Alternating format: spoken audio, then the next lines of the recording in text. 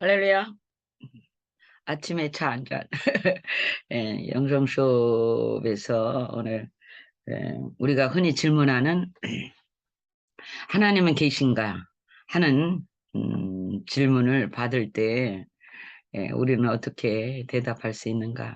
하나님 계시죠. 예.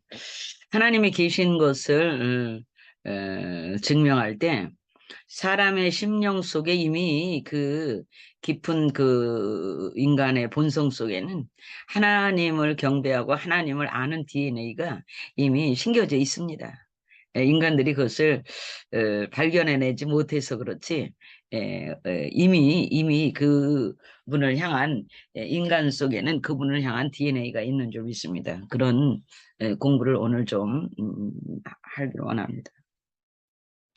첫째는 인간의 모든 인류에게 본성 속에 그분을 경배하는 천성이 이미 들어있다라는 것을 말할 수가 있겠어요. 문명적이든 좀 야만적이든 진보적이든 낙후가 되었든지 간에 어떤 민족을 막론하고 이러한 점은 일치되는 줄 믿습니다. 아직 개화되지도 않는 중국의 어떤 묘족 같은 그런 분들도 그들이 섬기는 신이 있다는 신적 의식이 어느 인간이든지 다 그들의 하나님이죠. 그들의 하나님에 대한 신적 의식이 다 있다는 것을 우리는 알 수가 있습니다.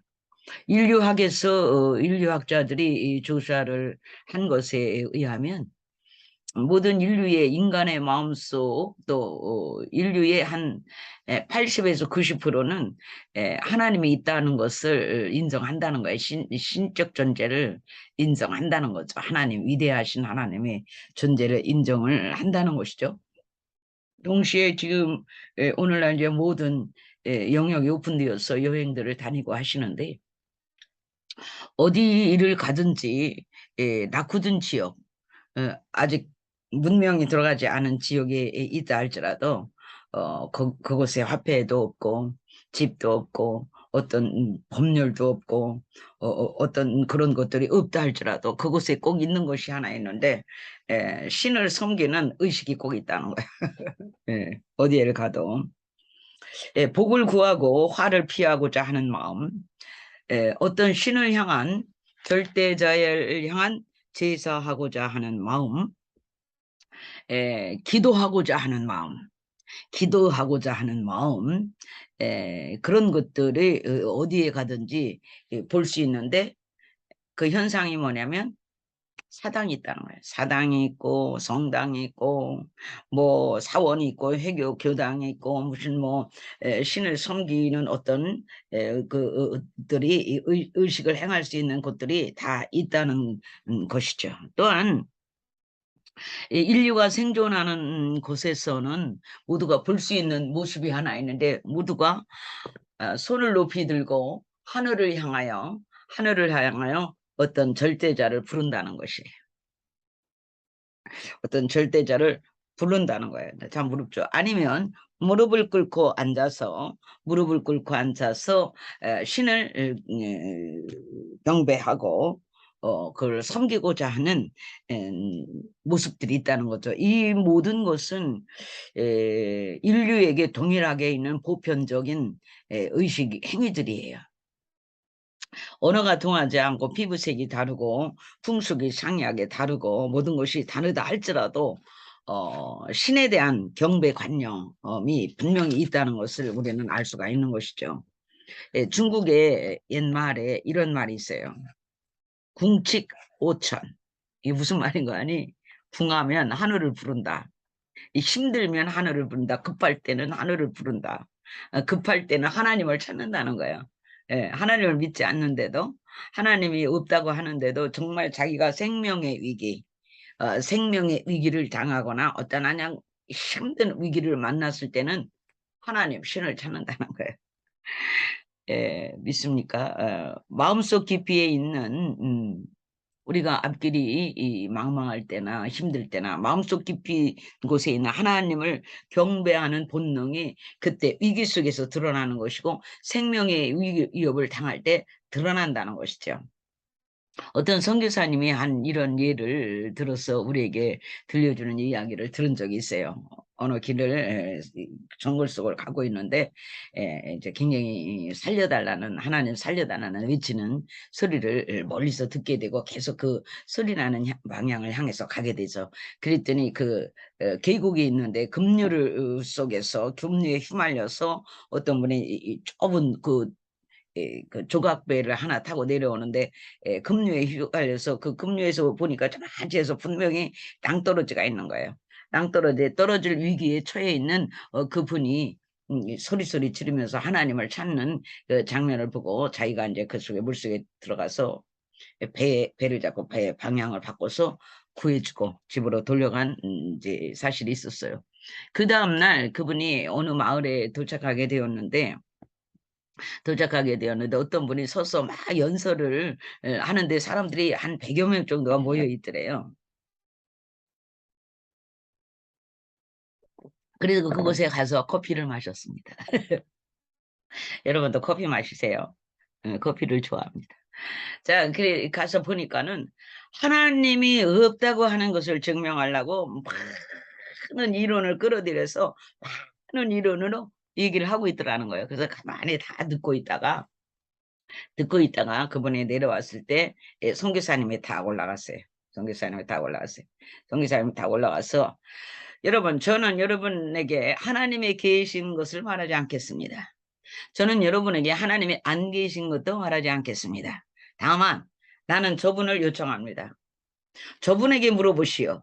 이렇게 말을 했어요. 그분이 누구냐면 바로 지금 하나님은 계시지 않다고 그 여러 가지 이론을 들고 나와서 말했던 그 사람을 향해서 그렇게 말한 거예요. 그 사람이 누구냐면 바로 어저께 위기 속에서 건져주신, 위기 속에서 도움을 줘서 살게 한 그 사람이었어요.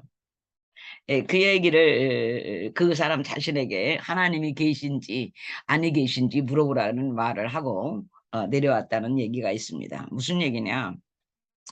하나님의 도움을 구하고 그 사람은 그 하나님의 도움을 받고 하나님을 찾았을 때 누군가 사람을 통해서 그 도움을 받고 왜 그는 하나님이 없다고 한 것인가?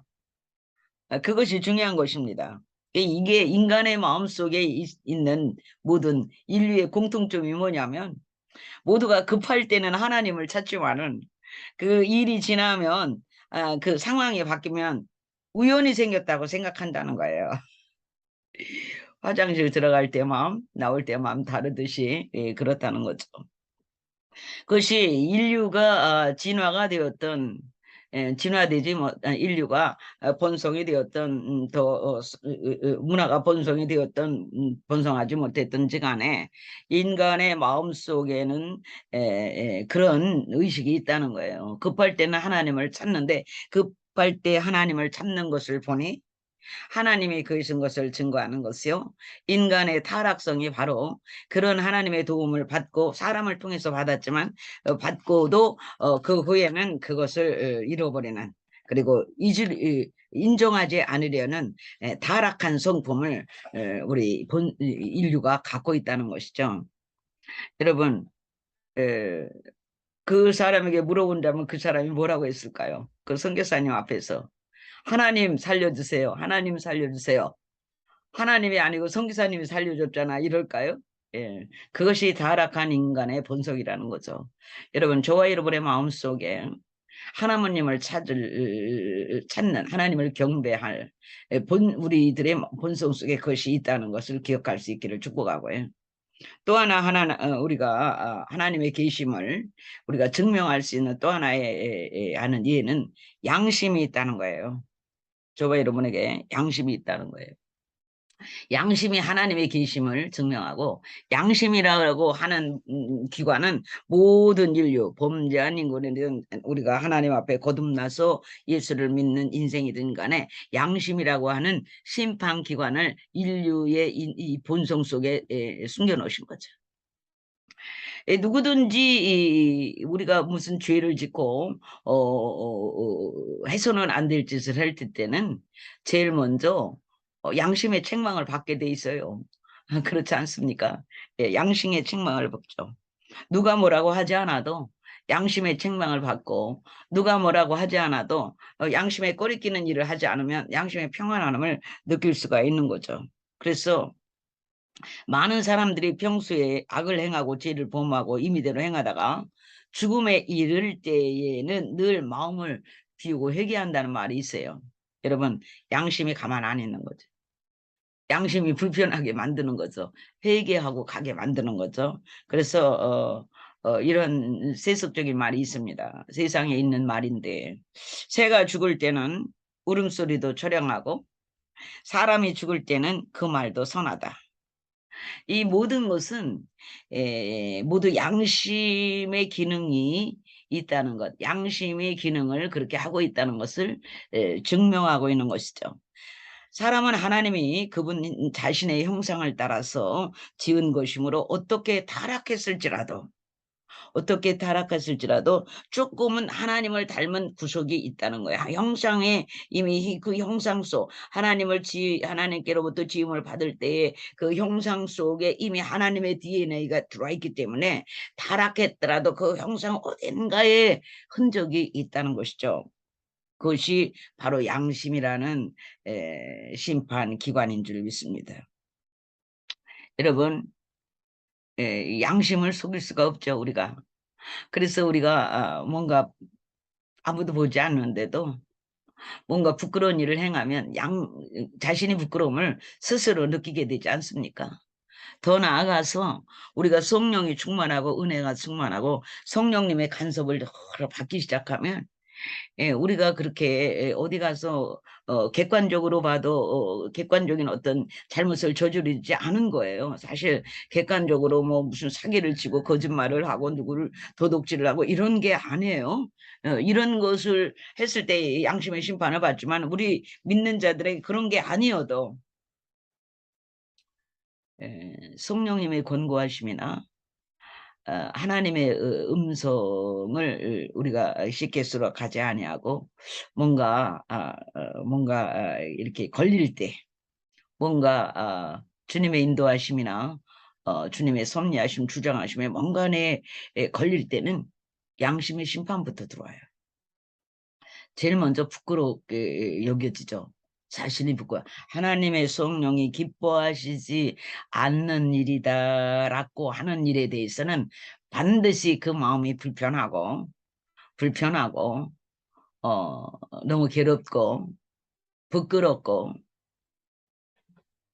계속해서 불편해서 견딜 수가 없는 거예요. 평안이 없어요. 평안이 없습니다. 그럴 때는 빨리 주님 앞에 주님을 대면하시고 빨리 그 불편한 마음을 토해내시고 회개하시면 그 마음의 평강을 찾게 될 줄 믿습니다.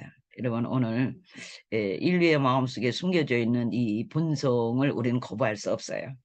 거부할 수 없는 본성이죠. 사람들이 대상이 잘못되었을 뿐이에요. 하나님을 찾는 심성, 의식이 다 있다는 것을 저와 여러분이 알았으면 좋겠고요. 또 그것에 대해서 좀 나눴고 우리가 다른 세상 사람들에게도 이러한 이야기들을 좀 증거하면서 그들을 하나님께로 인도했으면 좋겠습니다. 감사합니다. 할렐루야.